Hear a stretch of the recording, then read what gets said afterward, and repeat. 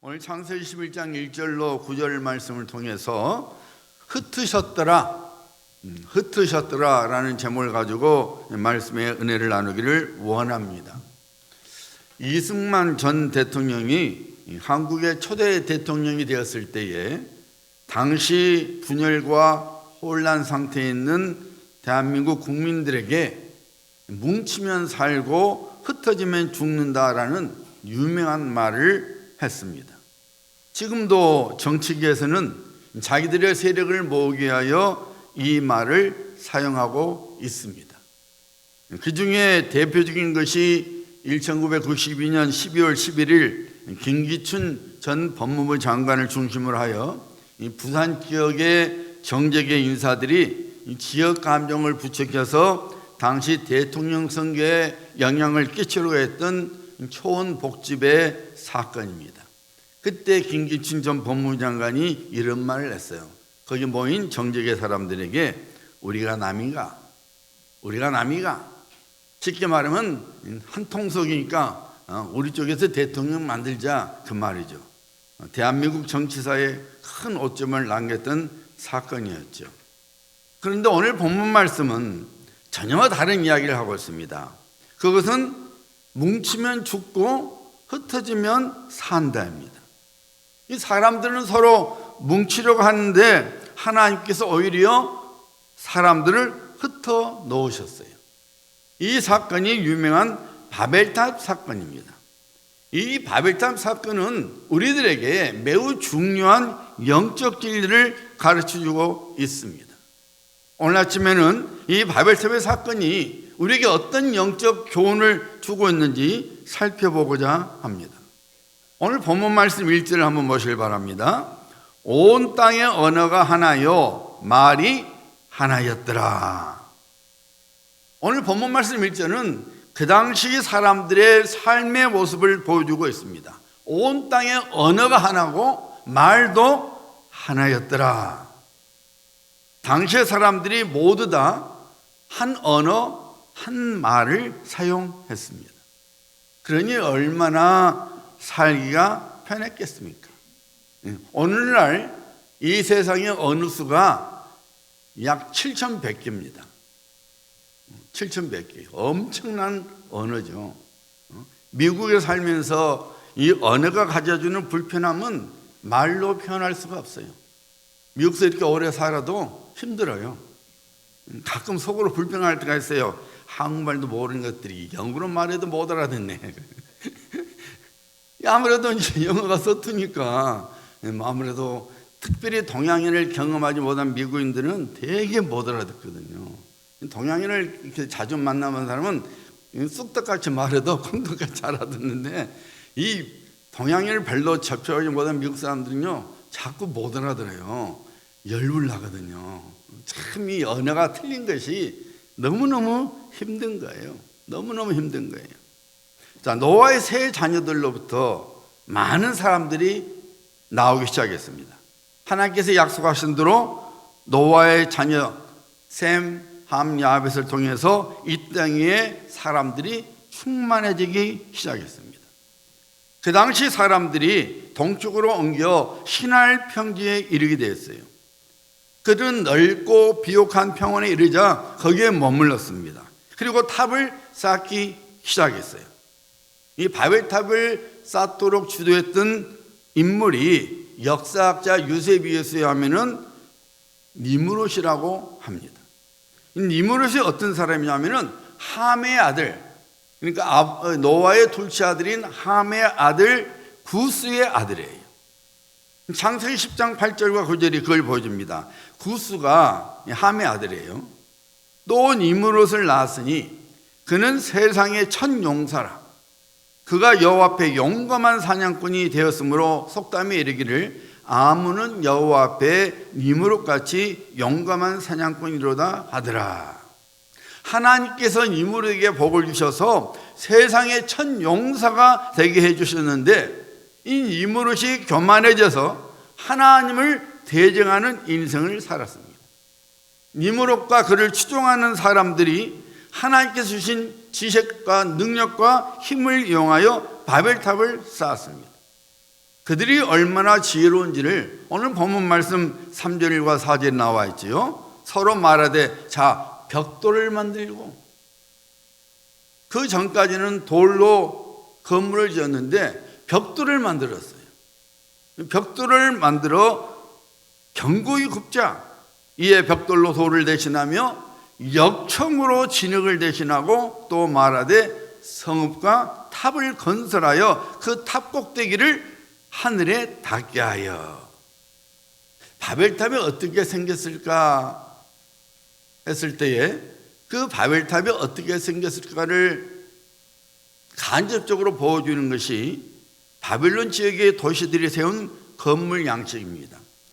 당시 바벨론 지역의 큰 도시들이 건물을 지었는데 그 건물 양식이 지구라트예요.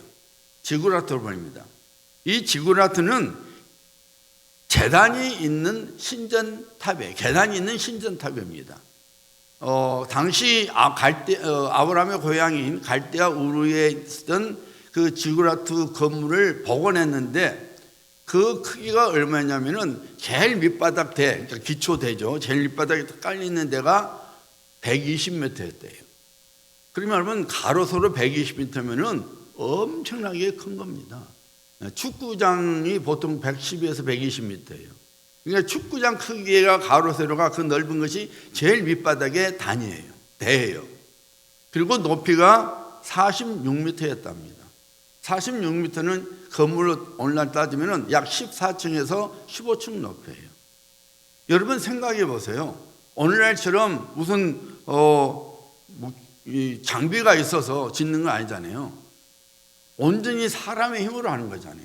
그런데 너비가 120m에 높이가 46m에 그런 건물을 쌓을 수 있다는 것은 보통 대단한 것이 아니지요.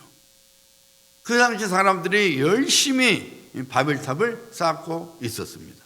그런데 그 바벨탑을 하나님께서 중지시켜 버렸습니다. 본문 말씀 8절 보시길 바랍니다. 여호와께서 거기서 그들을 온 지면에 흩으셨으므로 그들이 그 도시를 건설하기를 그쳤더라.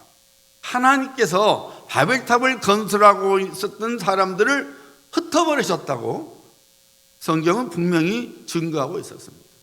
사람들이 똘똘 뭉쳐서 바벨탑을 쌓고 있었는데 왜 하나님께서 그들을 흩어버리셨을까요? 우리는 하나님께서 왜 바벨탑을 쌓고 있는 사람들을 흩으시게 하셨는지를 살펴봐야 합니다. 왜냐하면 오늘날 우리들도 또 이 세상에 많은 사람들이 자신들만의 바벨탑을 쌓아갖고 있기 때문이에요. 남들이 쌓은 바벨탑이 무너진 것을 보면서도 나만은 괜찮아. 저 사람들의 바벨탑은 인생의 바벨탑을 무너질 수 있지만은 내 인생의 바벨탑은 절대로 무너지지 않아 라는 생각 속에서 살아갑니다. 그러므로 우리는 왜 하나님께서 바벨탑을 무너뜨리셨는지, 왜 사람들을 흩으시고 말을 혼잡하게 해서 바벨탑을 못 짓게 하셨는지를 잘 살펴봐서 그 진리를 우리 삶에 적응해 봐야 된다 그 말입니다. 여러분, 왜 하나님께서 바벨탑을 못 짓게 하셨느냐? 첫 번째 이유는 그 바벨탑을 쌓고 있는 사람들 속에 하나님께서 계시지 않았어요. 다시 말씀드리면 당시에 바벨탑을 쌓고 있었던 니므론과 그를 추종했던 사람들이 하나님의 임재를 무시했어요. 하나님의 임재 속에서 살지 않았습니다. 이렇게 말하죠. 자, 벽돌을 만들어 성과 돌을 만듭시다. 그리고 탑 꼭대기를 하늘에 닿게 하십시다. 무슨 말이에요, 여러분? 그 바벨탑을 쌓고 있는 자리에 그 인생 속에 자기들만 있는 줄 알았던 거예요. 그런데 여러분, 오늘 본문 말씀 5절 보니까 이렇게 나옵니다. 여호와께서, 누가? 여호와께서 사람들이 건설하는 그 성읍과 탑을 버리고 내려오셨더라. 열심히 바벨탑을 쌓고 있는 그곳에 누가 계셨습니까? 하나님께서 떡하니 계셔서 그들이 성읍과 바벨탑을 쌓고 있는 것을 보셨습니다. 성읍과 바벨탑을 건설하고 있는 사람들의 마음속에 하나님께서 전혀 계시지 않았습니다.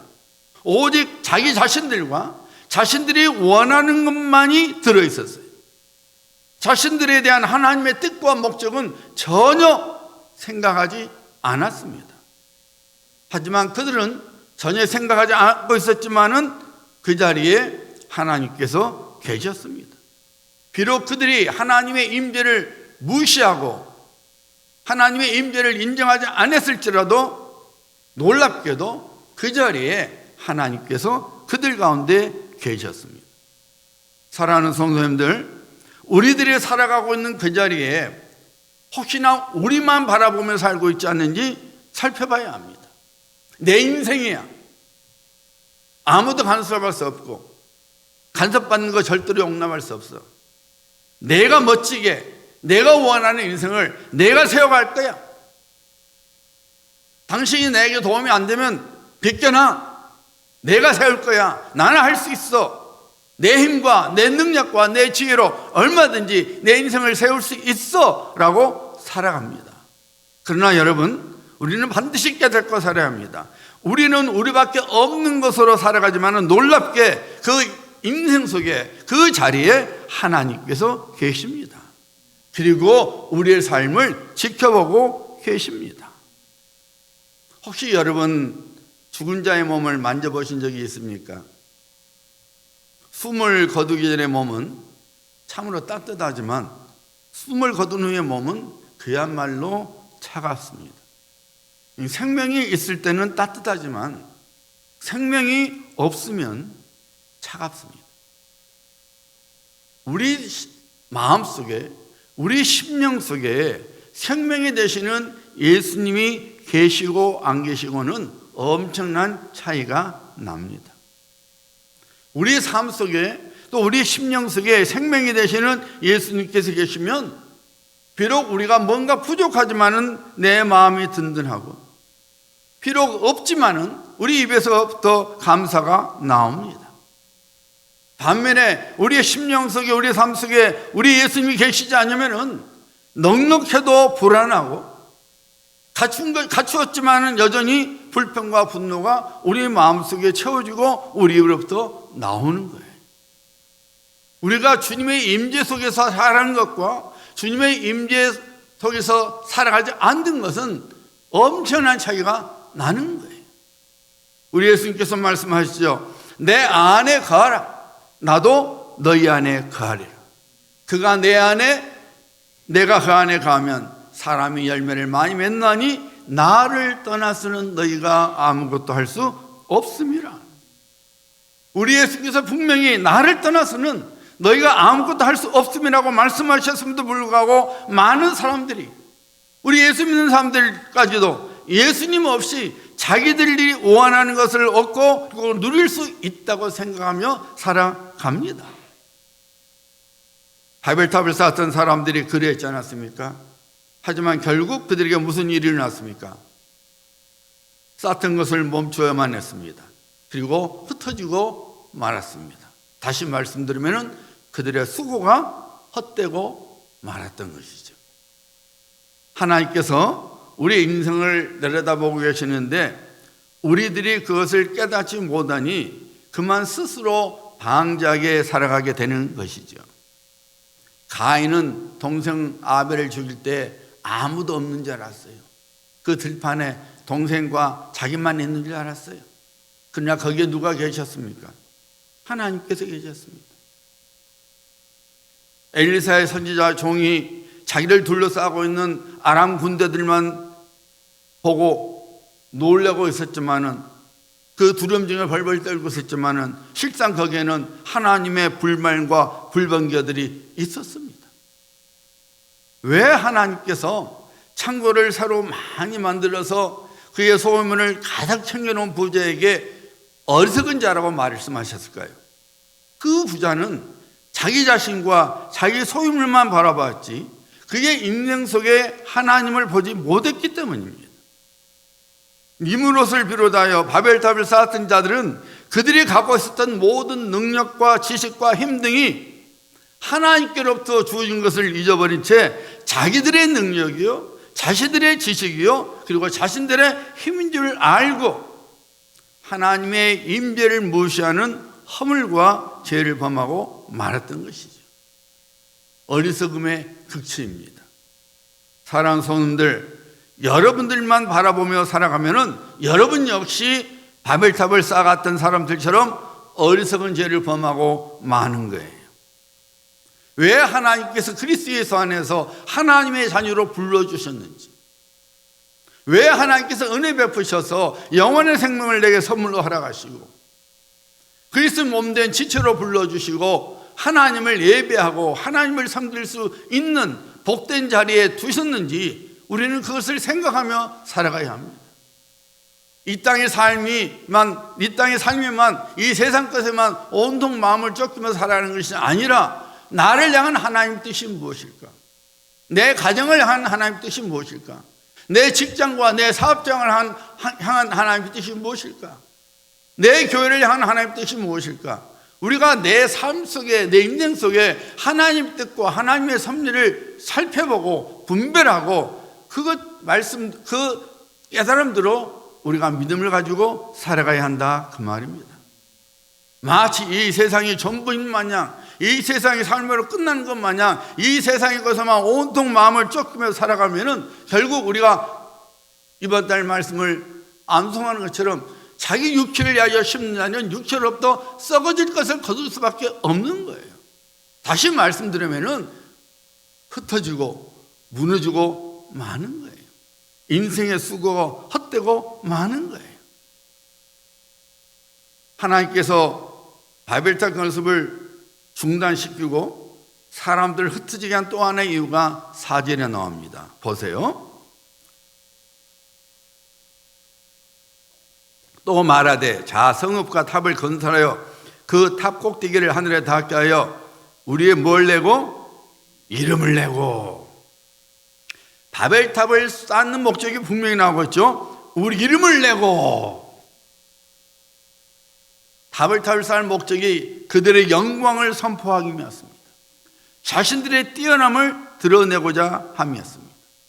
여러분, 누가 그들로 하여금 생육하고 번성하고 땅에 충만하게 해주셨습니까? 하나님이셨어요. 하나님께서 그들에게 복을 주셔서 생육하고 번성하여 땅에 충만하는 복을 주셨던 거예요. 그런데 그런 하나님을 절제하고 우리의 이름을 위하여, 내 이름을 위하여 이렇게 말합니다. 예사야서 43장 7절에 보면은 하나님께서 우리를 하나님의 자녀로 세워주시고 불러주신 목적이 나옵니다. 보세요. 내 이름으로 불러지는 모든 자, 뭡니까 여러분? 하나님의 백성을 말하는 거예요. 하나님의 자녀. 내가 그들을 내 이름으로 불러지는 모든 자, 곧 내가 내 영광을 위하여 창조한 자를 오게 하라. 그를 내가 지었고 내가 그를 만들었느니라. 하나님께서 우리를 하나님의 백성으로 삼아주신 것, 하나님의 자녀로 되게 하신 것은 하나님의 영광을 위하여 하나님께서 우리를 하나님의 백성으로 삼아주셨다는 겁니다. 21절입니다. 이 백성은 내가 나를 위하여 지었나니 나를 찬송하게 하려 함이니라. 하나님께서 왜 우리를 그리스도 예수 안에서 하나님의 자녀로, 하나님의 거룩한 백성으로 불러주셨느냐? 하나님을 찬송하도록. 다시 말씀드리면 하나님께 영광을 올려드릴 수 있도록, 우리의 삶을 통해서 하나님만이 드러날 수 있도록 하나님께서 우리를 지으셨다는 것입니다. 사랑하는 성도님들, 여러분들이 인생을 살아갈 때에 내가 왜 그런 인생을 쌓고 있는지 그 목적과 동기를 잘 살펴봐야 합니다. 어떤 사람들은 나도 한번 폼나게 살아볼 거야. 남들이 부러워하는 인생을 한번 살아볼 거야. 나도 멋진 집에서 멋진 차에 멋진 옷을 입고 살아볼 거야. 여러분, 그 마음에서 온 자체가 나쁜 것은 아니에요. 하지만 왜 하나님께서 내 인생 속에 복을 주시고 내 인생 속에서 은혜를 베풀어 주시고 왜 내게 건강을 주시고 왜 내게 직장을 주시고 내게 왜 사업장을 주셨는지를 살펴봐야 하는 거예요. 하나님이 실컷 먹고 마시고 입을 것을 위하여 우리에게 그런 은혜와 복을 주신 것이 아니에요. 하나님의 영광을 위하여 하나님께 찬송이 될 수 있도록 하나님께서 은혜 가운데서 그런 복들을 우리에게 주신 거예요. 그러니까 우리는 우리 인생을 살아갈 때에 내가 원하는 인생을 쌓고 갈 때에 그 목적과 그 동기를 살펴봐야 하는 거예요. 만약에 그 목적과 동기가 잘못된 거면, 자기 육체를 위하여 심는 거면은 결국 그 모든 인생의 수고가 헛되고 마는 거예요. 저는 그런 사람들을 많이 봤어요. 잘 나갈 것 같지만은 자기 인생을 살아가는 사람들 결국은 다 무너지는 거예요. 없는 거예요. 남는 것이 없는 거예요. 하늘을 위하여 보물을 쌓아두지 못하고 이 땅에 쌓아놨기 때문에 다 없어져 버리는 거예요. 여러분, 내가 어떤 인생을 살고자 할 때에, 내가 어떤 인생을 쌓고 할 때에 거기에 분명한 목적과 동기를 잘 살펴보고 내 이름이 아니라 하나님의 영광을 위하여 하나님께 찬송이 되는 인생을 쌓아야 합니다. 거기에 참된 행복이 있고 그리고 하나님의 구원의 역사가 일어나는 것입니다. 우리가 여러분 하나님의 일을 하는 것이 참 놀라운 특권인데, 그래서 우리가 하나님의 일을 하지 않는 것은 하나님께서 매우 미워하시는 것일 수 있지만은, 동시에 내가 하나님의 일을 하지만은 내가 하나님의 일을 하는 동기를 잘 살펴봐야 돼요. 내가 교회를 섬기지만은 내가 왜 교회를 섬기는 동기와 목적을 잘 살펴봐야 합니다. 오늘날 많은 그리스도인들이 겉으로는 하나님을 섬기고 겉으로는 하나님의 교회를 섬기지만은 결국 자기 이름을 위하여 섬기는 자들이 많아요. 그래서 삐돌이가 되고 삐순이가 되는 거예요. 여러분이 만약 교회를 섬길 때에 여러분의 담임 목사가 집사님, 권사님, 성도님, 이 일은 이거보다는 이 일이 나으니까 하지 마세요. 그러면 시험 안 들 자신 있으세요? 에이, 목사님 내가 열심히 하는데 왜 못하게 하시지? 어떤 분이요, 어린이 주일학교 부장을 하고 싶었어요. 그것이 감투로 여겼는가 봐요. 그래서 그 욕심에 50만 원짜리 스피커를 기증을 했어요. 약간 좀 오래된 몇 년 전 이야기예요. 그러니까 50만 원이 그 당시 큰 돈이었어요. 그래서 내가 50만 원짜리 스피커를 교회에 냈으니까 목사님이 나를 주일학교 부장 자리로 세워줄 거라고 믿었어요. 근데 다른 분이 임명됐어요. 그 바람에 시험이 들어서 들락날락하는 교인이 되고 말았어요. 정말 하나님을 위하여, 하나님의 교를 위하여 드리는 것이 아니라 자기 욕심, 자기 이름을 위하여 드리니까 바벨탑이 되고 만 겁니다. 어떤 집사님은 꽃꽂이 봉사를 열심히 하고 있는데 안복 있는 어느 집사님이 담임 목사에게 서제스를 한 거예요. 목사님, 우리 교회는 꽃을 꽂는 것도 좋지만 화분이 참 더 어울리겠습니다. 담임 목사님 보니까 그 말이 맞는 것 같아서 꽃꽂이 화분 대신에 화분을 두었어요. 그랬더니 꽃꽂이 봉사하는 그 집사님이 시험이 들어서 교회를 또한 들락날락 하고 말았던 거예요. 여러분, 내가 하나님을 섬기고 하나님의 교회를 섬기는 동기와 목적이 살펴봐야 돼요. 내 이름을 내고자 하는 교만은 결국 하나님을 대항하는 무슨 죄를 가져오고 만다는 사실을 절대로 잊지 말아야 돼요. 여러분, 하나님께서 사울 왕과 함께 하셔서 아말렉과의 싸움에서 이기게 하셨어요. 그런데 사울 왕이 그 갈멜에다가 자기 이름을 위하여 기념비를 세웠어요. 내가 했다. 그의 인생이 어떻게 되고 말았습니까? 전쟁터에서 두 아들을 잃고 부상당한 그 사람 역시 자기 칼에 엎어지고 말았지요. 그리고 어느 이름 없는 말단의 병사가 사울 왕의 목을 쳐서 다윗에게 가져왔어요. 그의 인생이 흩어지고 말았어요. 무너지고 말았습니다. 아버지 다윗을 대적했던 압살롬은 자기 명성을 전할 아들이 없다고 자기 이름을 내기 위하여 비석을 세웠습니다. 그가 어떻게 되었습니까?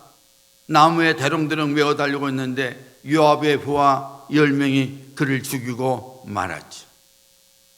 하나님의 은혜 가운데서 하나님의 도우심으로 강력하고 부흥이 되는 나라를 세웠던 우시야 왕이 그만 교만해져서 오직 제사장만이 번제단에 불을 피울 수 있는데, 향을 피울 수 있는데 내가 할 수 있다고, 내가 누군데 하면서 향을 피우려다가 그만 즉시로 나병에 걸리고 말았습니다.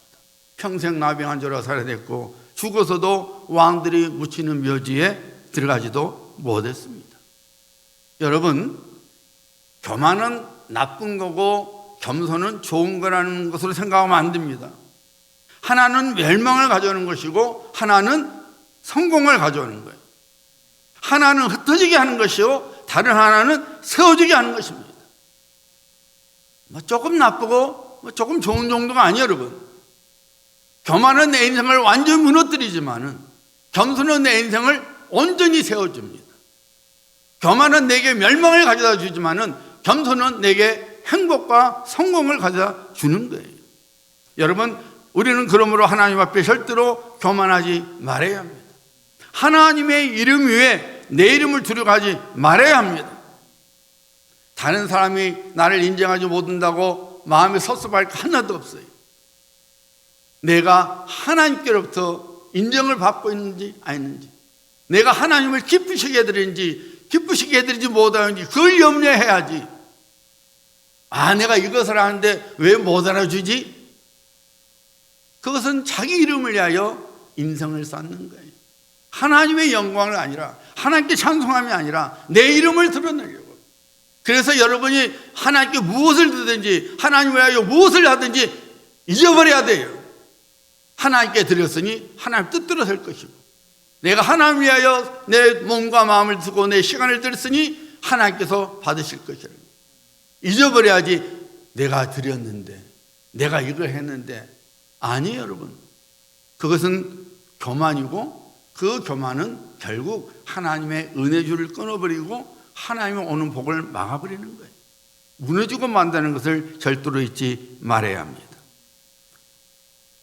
바벨탑을 쌓았던, 하나님께서 바벨탑을 무너뜨린 이유가 바로 내 영광, 내 찬송을 하고자 하니까, 교만하니까 무너뜨리고 말았던 것입니다.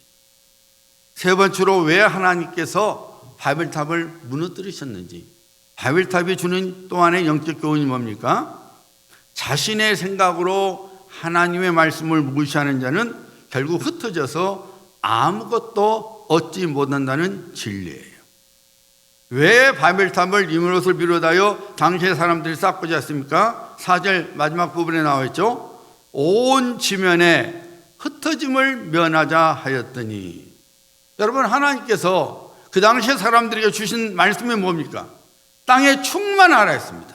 다시 말씀드리면 온 땅에 퍼져가는 것이 하나님의 뜻이었고 하나님의 명령이었어요.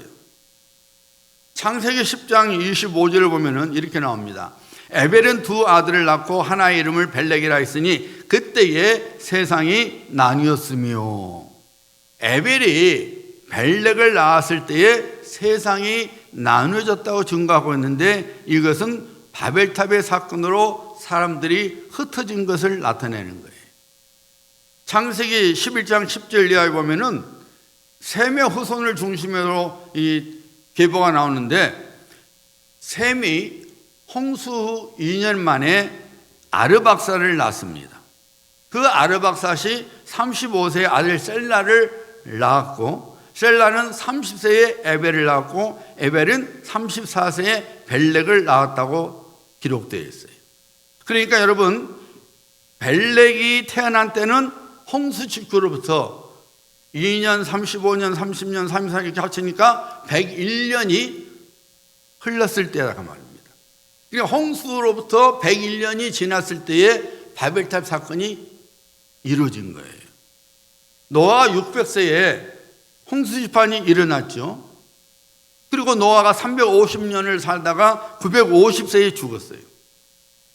그런데 바벨탑 사건이 홍수 후 101년째에 일어났으니 그때 바벨탑이 일어난 사건이, 언어가 혼주반에서 있는 사건이 노아 나이 701세였다고 말해요. 그러니까 아직 살아있었을 때예요.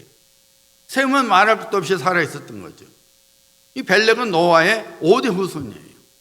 자, 하나님의 살아계심의 증인인 노아가 여전히 살고 있었지만은 당시의 사람들은 그 당시 영웅이었던 니므롯을 쫓아 하나님의 말씀을 무시하고 바벨탑을 쌓았던 거예요.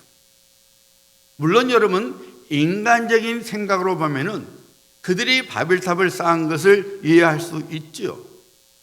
흩어져서 새로운 곳에 가서 산다는 것은 좀 어려운 일이 아닐 수 없죠. 낯설고 불편하고 때로는 위험을 경험하기만 했겠습니까? 흩어진다는 것이 쉬운 일이 아니에요. 그래서 야, 우리 모이자. 우리끼리 뭉쳐 살자. 왜 흩어져야 돼? 힘들잖아. 우리 뭉쳐서 꼭대기에 내서 우리의 이름을 떨치고 우리가 우리의 능력대로 얼마든지 살아갈 수 있어. 흩어지지 마. 모여. 이렇게 된 것입니다. 여러분, 우리들이 하나님의 말씀을 쫓아 살아가는 것이 쉬운 일입니까? 절대로 아니죠. 다 그럼 신앙생활 잘하지. 여러분 보세요. 기도 한 번 안 하는 것이 쉽습니까? 아니면은 사자굴에 던져지는 것이 쉽습니까? 어느 거 쉬워요? 기도 한 번 안 하는 것이 당연히 쉽지. 사자굴에 던지는 것이 어떻게 쉬운 일이에요, 여러분? 여러분, 신상하게 한번 잘하는 것이 쉬워요? 아니면 풀무불 속에 던지는 것이 쉬워요? 이건 어린아이도 아는 문제예요. 그렇잖아요. 신상 한번 잘하는 것이 쉽지. 그 뜨거운 풀무불 속에 던져지는 것이, 들어가는 것이 쉽겠습니까, 여러분? 아니죠.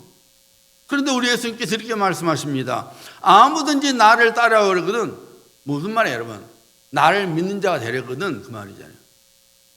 자기를 부인하고 날마다 자기 십자가를 지고 따를 것이니라. 우리가 이 말씀을 늘 말하지만은 이 말씀대로 살아가는 것이 쉽습니까? 어려워요.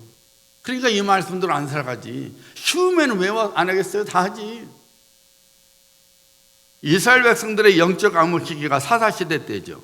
영적으로 죽은 상태를 드러내주는 말씀이 사사기 마지막 장 마지막 절에 결론적으로 증거되고 있죠. 이렇게 나옵니다. 사람이 각각 자기의 소견에 오른 대로 행하였더라.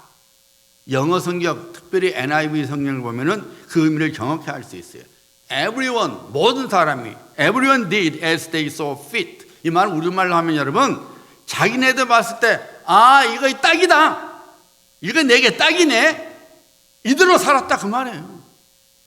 하나님의 뜻, 하나님의 말씀, I don't care. 중요하지 않아. 이거네. 내 마음에 딱 드니까, 내 눈에 딱 드니까 그렇게 살았다는 거예요.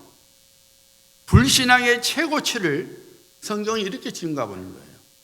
하나님의 말씀보다는 내게 딱 내 마음에 들면 되는 거예요. 내 마음에 들면 되는 거예요.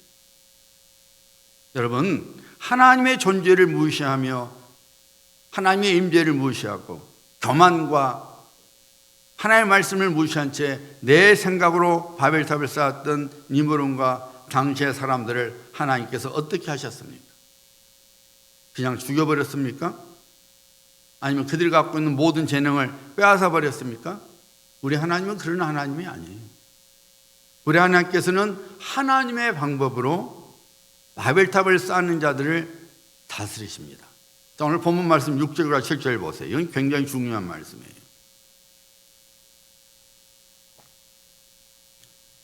여호와께서 이르시되 이 무리가 한 족속이요 언어도 하나이므로 이같이 시작하였으니 이후로는 그 하고자 하는 일을 막을 수 없으리로다. 자, 우리가 내려가서 거기서 그들의 언어를 혼잡하게 하여 그들이 서로 알아듣지 못하게 하자 하시고. 당시의 사람들이 한 언어와 동일한 말로 편하게 살아가게 하신 것은 하나님이셨어요. 하나님께서 그들에게 복을 주신 것입니다. 그런데 사람들이 하나님께서 주신 복으로 자신이 주인이 되는 인생을 쌓고자 했습니다. 하나님께서 주시는 복을 죄의 도구로 사용했던 것입니다. 하나님께서는 하나님 주신 복을 죄의 도구로 쓰시는 것을 기뻐하지 않기 때문에 우리가 중요하게 여기는 것을 혼잡하게 만들어 봅니다. 하나님 주신 물질로 하나님을 대적하니 하나님께서 그 물질을 혼잡하게 만들어 버린 거예요. 하나님 주신 건강을 가지고 하나님을 대적하니 하나님께서 그 건강을 혼잡하게 만들어 버린 것입니다. 하나님 주신 권소와 하나님 주신 이 세상의 기름진 복으로 하나님을 대적하니까 하나님께서 권소와 세상의 복들을 혼잡하게 만들어 버리는 거예요. 이유는 뭡니까? 우리가 더 죽음의 자리에 가지 않도록, 멸망의 자리에 가지 않도록 하나님께서 혼잡하게 하시는 거예요. 하나님께서 인생을 혼잡하게 만들어 버리는 것은 우리를 끝내버리려고, 우리 인생을 마지막으로 해버리려고 하신 것이 아니에요. 우리의 인생을 회복시키셔서 하나님의 뜻대로, 하나님이 거룩하신 목적대로 살아갈 수 있도록 혼잡해내는 거예요. 그래서 때로는 하나님께서 우리의 건강에 나쁜 대로 허용하시는 거예요. 하나님은 우리를 쳐서 나쁘게 한 거 아니에요, 여러분. 때로는 우리의 건강을 통해서, 때로는 우리의 물질의 어려움을 통해서, 때로는 우리의 어떤 사건을 통해서, 때로는 어떤 사람과의 관계를 통해서 하나님께서 하나님을 버리고 뭔가를 붙들고 있는 것을 혼잡하게 만드시는 거예요. 이유는 뭡니까? 우리를 멸망시키고자 아니라 우리를 회복시켜 주시려고, 우리를 다시 살려주시려고. 사랑하는 딸아, 사랑하는 아들아, 나를 봐라. 나를 붙들어야 된다. 내게 소망 두어야 한다. 그래야 네가 산다. 그것을 말씀하시게 하여 우리가 붙들고 있는 것을 혼잡하게 만들어버립니다. 그리고 어떻게 합니까? 흩어버리게 합니다. 오늘 말씀해 보니까 말씀을 혼잡하게 하고 그들로 하여금 흩어버리게 했습니다. 왜요? 목적이 뭐라고 여러분? 다시 살리셔요.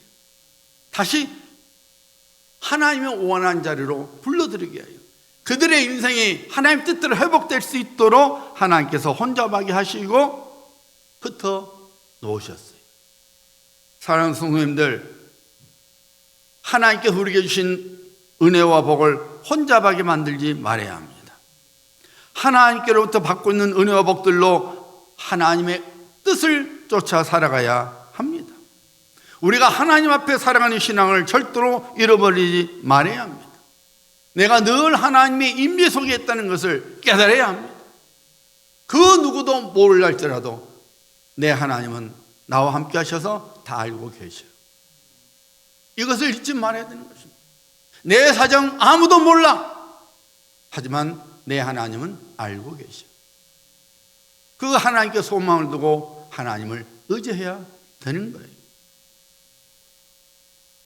교만을 버려야 합니다. 내 이름을 쌓는 거, 여러분 우리가 우리 인생을 쌓는 거 절대로 아닙니다. 하나님이 쌓는 거예요. 하나님이 쌓아주셔야 돼요. 그래야 견고한 인생이 되는 거예요. 내 인생 내가 쌓으면 결국 그것은 모래에 집을 짓는 것 같아서 결국 무너지고 마는 거예요. 우리의 수고가 헛되게 끝나지 않으려고 하지 않다면 우리는 겸손하게 늘 하나님을 인정하고 그리고 하나님의 말씀을 쫓아 살아가야 합니다. 분명히 여러분 깨닫고 살아가셔야 합니다. 우리가 마땅히 품어야 할 믿음, 하나님의 임재 속에 있다는 것, 우리가 마땅히 있어야 할 자리, 그리고 우리가 마땅히 행할 것을 놓치고 살아가면은 하나님께서는 우리 인생을 흩으십니다. 우리가 우상으로 삼았던 것을 다 떠나게 만들어 버리십니다. 하나님의 자녀는 하나님의 자녀 자리에 있어서 하나님께 소망을 두고 하나님과 동행하는 삶을 살아가야 합니다. 그러면 우리는 여전히 하나님의 약속대로 생육하고 번성하여 땅에 충만한 복의 주인공이 되는 것입니다. 이런 성도님들 되시기를 예수 그리스도의 이름으로 축복합니다. 우리 시간에 주신 말씀 생각하면서 우리 한번 찬양으로 고백하기를 원합니다. 주님 말씀하시면 내가 나아가리다. 주님 뜻이 아니면 내가 멈춰서리다. 나의 가고 서는 것 주님 뜻에 있으니 오 주님 나를 이끄소서. 우리가 우리 인생을 세워가는 것이 아닙니다. 우리가 계획하고 갔지만은 그 계획을 이루게 하신 분은 하나님이십니다. 이 시간에 우리 고백해야 돼요, 여러분. 하나님, 저를 위하여 제가 바벨탑을 쌓는 것이 아니라 오직 말씀에 따라서 내가 하나님만 바라보며 하나님의 말씀을 쫓아 하나님의 임재 속에 살아가겠습니다. 주님 가라 하시면 가고 주님 멈추라면 제가 멈추겠습니다. 주님 제 인생을 다스려 주시옵소서. 우리 고백하고 우리 한번 합심하여 기도를 드리기를 원합니다.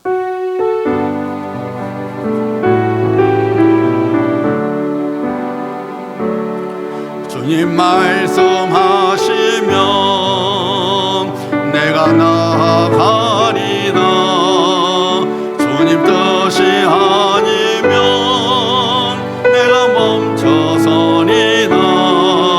나의 가고 서는 것 주님 뜻에 있으니 오 주님 나를 이끄소. 주님 말씀하시면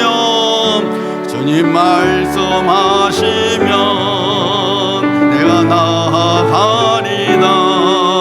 주님 뜻이 아니면 내가 멈춰서리다. 나의 가고 서는 것 주님 뜻에 있으니 오 주님 나를 이끄소서. 뜻하신 그곳에 나 있기 원합니다. 이끄시는 대로 순종하며 살리니 연약한 내 영혼 통하여 일하소서. 주님 나라와 그 뜻을 위하여 뜻하신 그곳에 나 있기 원합니다. 이끄시는 대로 순종하며 살리니 연약한 내 영혼 통하여 일하소서. 주님 나라와 그 뜻을 위하여 오 주님 나를 이끄소서. 오 주님 나를 이끄소서. 오 주님 나를 이끄소서. 우리 시간에 한번 합심하여 기도할 때 하나님 제가 주님 뜻대로 살겠습니다. 주님 이끄신 대로 내가 순종하며 살겠습니다. 내가 내 인생의 바벨탑을 쌓는 것이 아니라 하나님의 영광을 위하여 하나님의 찬송을 위하여 내가 하나님 뜻대로 순종하며 살겠습니다. 우리 시간에 합심하여 기도합니다. 할렐루야 할렐루야 할렐루야. 아버지 하나님 오늘 아버지 말씀을 통하여 아버지 하나님 참으로 내 이름을 위하여 자신의 아버지 바벨탑을 쌓을 때에 결국 아버지 그 모든 것이 헛수고로 끝나며 무너지고 흩어지고 만다는 사실을 깨닫게 하신 아버지 하나님 행여 우리가 말씀에 순종하지 못하고 내 인생을 나를 위하여 바벨탑을 쌓고 있는지 살펴보게 하여 주시고 아버지 하나님 그런 삶을 살아가는 우리의 삶을 회개하기를 원합니다. 오 하나님 아버지 어디 하나님의 임재 속에서 우리가 살아있음을 깨닫게 하시고 하나님 앞에 겸손한 심령으로 하나님 말씀에 순종하는 내 생각을 버리고 아버지 뜻을 쫓아가는 우리가 되게 하여 주시사 하나님의 약속의 복을 누리며 살아갈 수 있는 우리 모두가 되게 하여 주시옵소서. 할렐루야. 아버지 하나님께서 우리를 이끌어 주시고 하나님께서 우리를 인도하여 주시고 우리가 아버지 하나님의 계획하신 대로 하나님의 섭리대로 우리 인생에 세워질 수 있도록 우리 아버지 하나님 도와주시고 역사하여 주시옵소서. 감사드립니다. 예수님의 이름으로 축복하며 기도하옵나이다. 아멘. 우리 시간에 찬송가 321장 부르시면서 준비하신 힘을 우리 하나님께 드리도록 합니다.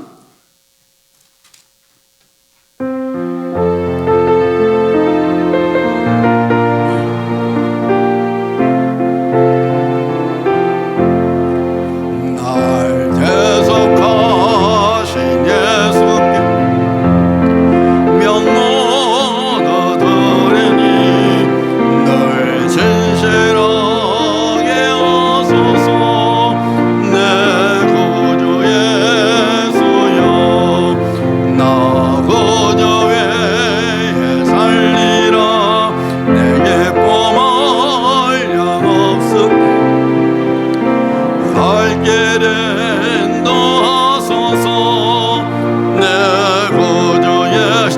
십자가에 달리사 주 십자가에 달리사 날 자유하게 했으니 내 몸과 마음을 교회에 다쓰게 하소서.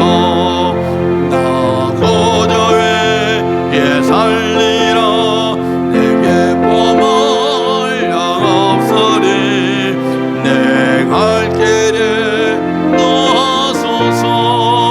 내 구주 예수여. 아멘. 우리 오늘 선교지 중보기도는 도미니카 공항에서 하나님의 선교를 감당하고 있는 김요셉 선교사님입니다.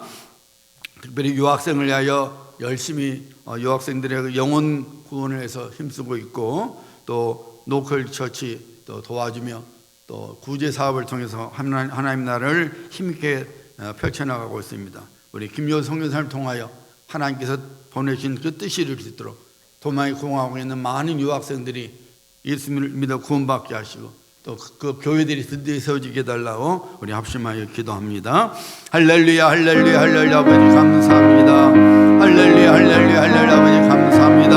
이 시간 도미니카 공화국에서 아버지 하나님의 선교를 감당하고 있는 우리 김요셉 선교사님을 위하여 기도합니다.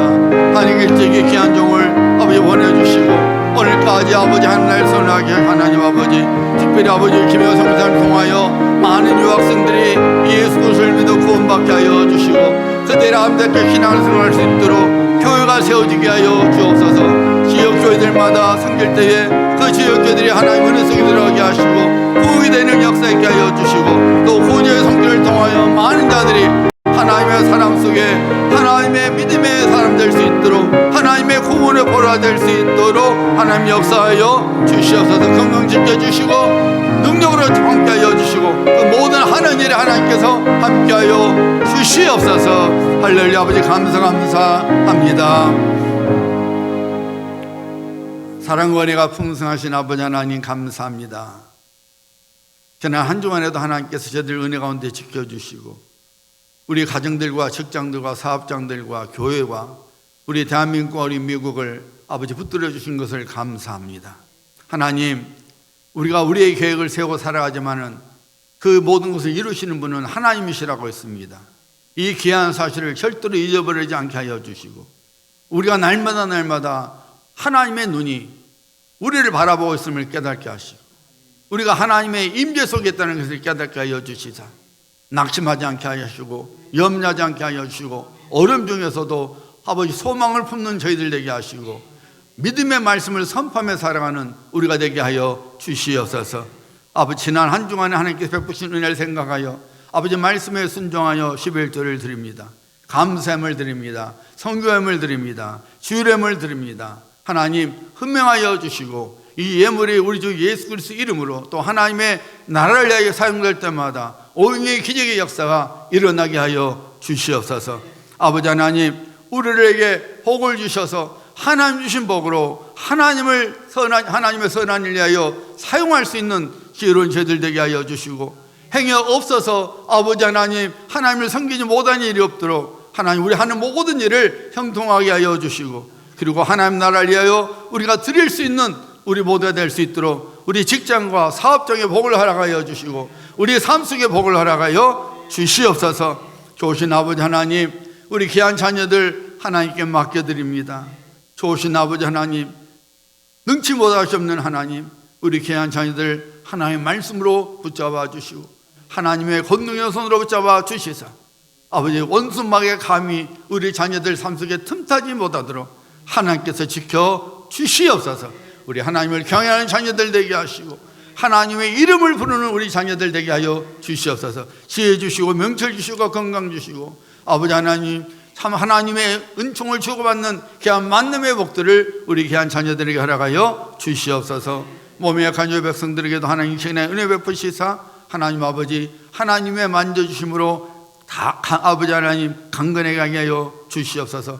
우리 예수님 채찍에 맞음으로 우리가 나음을 입었다 했사오니 아버지 이 믿음으로 이 말씀을 늘 선포하게 하여 주시사 육신의 아버지의 연약함을 능히 이겨나가며 살아갈 수 있는 하나님의 치유하심의 기적을 경험하며 살아가는 우리가 모두가 되게 하여 주시옵소서. 아버지 하나님, 이 주간도 살아계신 하나님께 맡겨드립니다.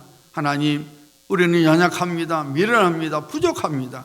그러나 우리 하나님 모든 걸 아시고 능치 못하심이 없고, 그리고 어디든지 계시는 하나님께서 이 주간에 우리의 삶을, 우리의 직장과 우리의 사업장을, 그리고 우리 가정을 지켜주시고 인도하여 주시옵소서. 하나님께서 살아계셔서 나를 이렇게 붙드시고 있구나 경험하게 하여 주시옵소서. 하나님의 고운의 손길을 누리게 하여 주시옵소서. 감사드립니다. 예수님의 이름으로 축복하며 기도하옵나이다. 아멘. 우리 다 같이